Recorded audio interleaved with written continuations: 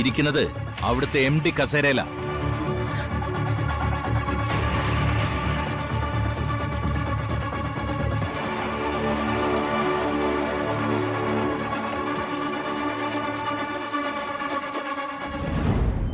അല്ല രഘുവേ,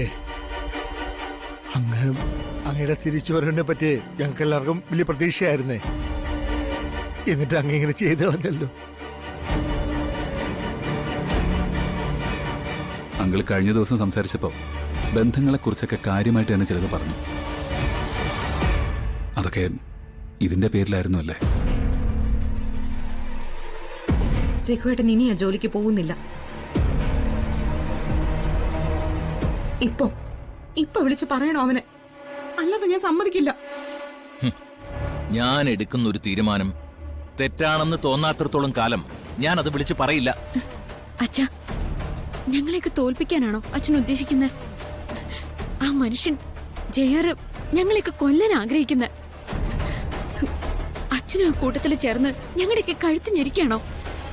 അവൻ നിങ്ങളെ ആരെയും ഒന്നും ചെയ്യില്ല, അത് ഞാൻ ഉറപ്പ് പറയാം. എന്തുറപ്പാണ് നിങ്ങൾക്ക്? അവൻ കത്തി ചൂണ്ടിയതും കൊല്ലാൻ ശ്രമിച്ചതും ഒന്നും രഘുവേട്ടൻ കണ്ടിട്ടില്ലല്ലോ.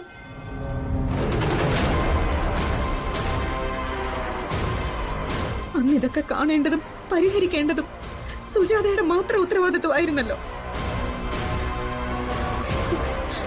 നാണമില്ലേ രഘുവേട്ട ഇങ്ങനെയൊക്കെ പറയാൻ?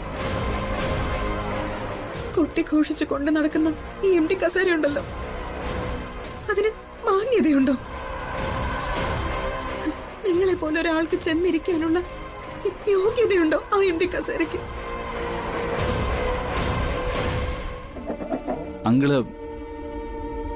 അങ്കിളിന്റെ മകനെ സ്നേഹിക്കുന്നതിനൊന്നും ഞാൻ എതിരല്ല. പക്ഷെ ഇപ്പൊ അങ്കിള് കാണിച്ചത് അത് കൂടെ നിന്ന് ചതിക്കുന്നൊരു ഏർപ്പാടാ. ഇതിനേക്കാളും ഭേദം ആ ജയാർ തന്നെയായിരുന്നു. അവനൊന്നുമില്ലെങ്കിലും ശത്രുവാണെന്ന് നെറ്റിയിൽ എഴുതി ഒട്ടിച്ചിട്ടുണ്ടല്ലോ. നിങ്ങൾ എല്ലാവരും കൂടി എന്നെ ചോദ്യം ചെയ്യാനാണ് ഉദ്ദേശിച്ചിരിക്കുന്നത്? അതെ, ചോദ്യം ചെയ്യുമ്പോ ഇത്ര പൊള്ളുന്ന എന്തിനാ? പറയാൻ മാന്യമായ മറുപടി ഇല്ലാത്തത് കൊണ്ടല്ലേ?